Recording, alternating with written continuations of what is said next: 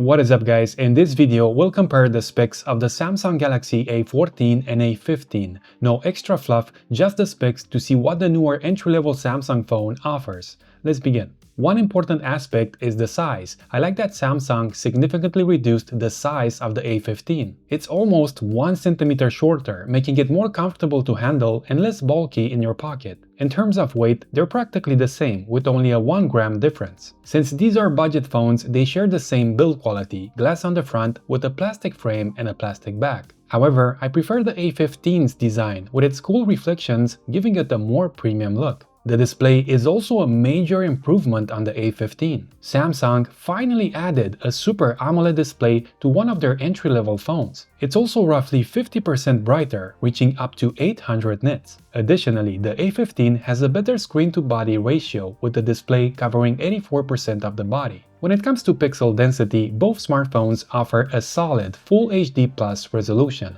but the A15's Super AMOLED and brighter display is a big upgrade. In terms of hardware performance, there's not a huge difference. Both phones perform similarly, good enough for multitasking and light gaming. Where the A15 stands out is in the operating system department. It will receive 3 major OS updates, while the A14 only gets 2.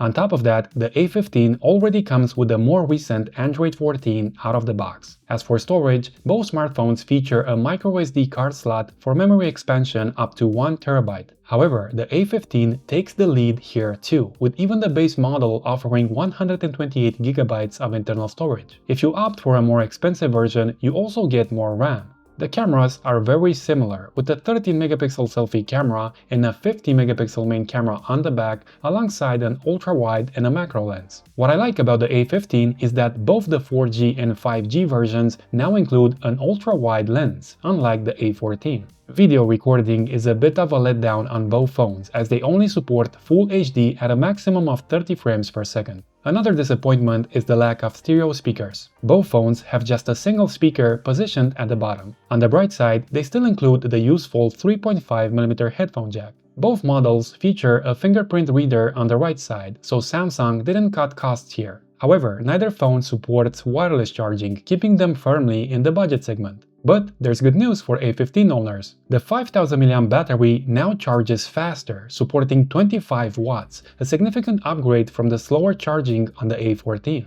In conclusion, the A15 is the better phone. You get 5 key advantages by choosing it: more internal memory, more software updates, a better design, faster charging, and the beautiful AMOLED display. Samsung has finally made a good and attractive phone starting at just $130 US. That was it for today guys. If this video was useful, press that like and that subscribe button and see you in the next one.